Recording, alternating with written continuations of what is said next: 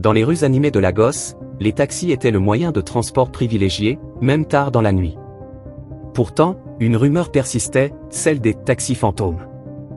Des voitures qui semblaient normales, mais qui conduisaient leurs passagers vers des destins tragiques.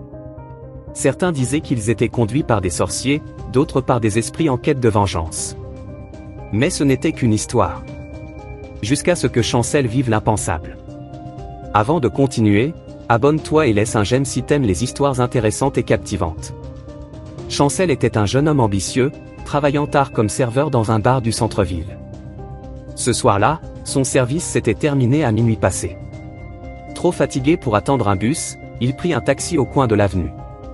Une vieille Toyota s'arrêta brusquement devant lui. Le chauffeur, un homme au visage caché par l'ombre d'une casquette, lui fit signe d'entrer. « Gombe, s'il vous plaît » demanda Chancel en montant devant. Le taxi démarra sans un mot.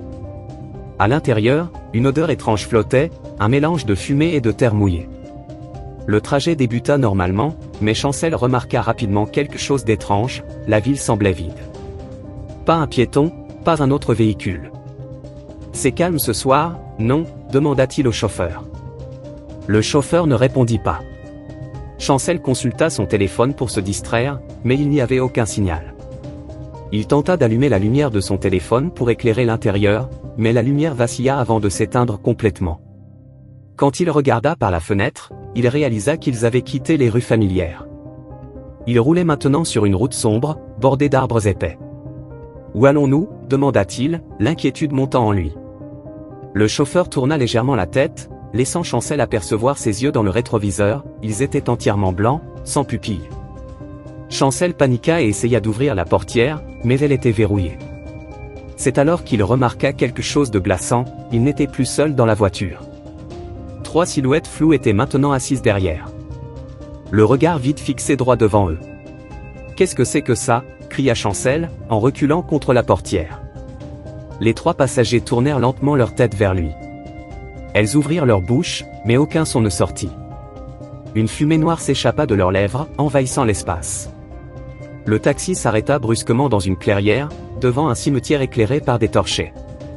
Chancel fut tiré hors du véhicule par une force invisible et traîné devant un homme en robe noire.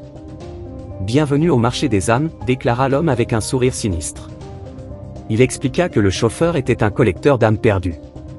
Tous ceux qui montaient dans son taxi la nuit étaient destinés à finir ici, vendus aux enchères aux esprits ou aux sorciers.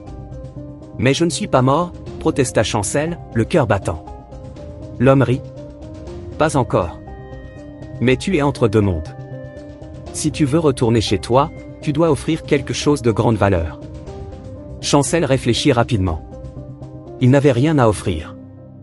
Mais il se souvenait d'un détail que sa grand-mère lui avait toujours dit, les esprits ont peur de la lumière de la vérité. Il fouilla ses poches et trouva un petit miroir qu'il gardait par habitude. Il leva le miroir face au maître du marché. Une lumière intense émana soudain, brûlant les ombres autour de lui. Les passagers fantômes hurlèrent et disparurent. Le chauffeur, démasqué, se révéla être un cadavre en décomposition. Dans le chaos, Chancel courut vers le taxi. Contre toute attente, il démarra et le ramena directement dans les rues de Lagos. Chancel se réveilla dans une ruelle, le taxi ayant disparu. Il courut jusqu'à chez lui, le cœur battant, et jura de ne plus jamais prendre de taxi la nuit. Le lendemain, il raconta son histoire à ses collègues, mais personne ne le crut.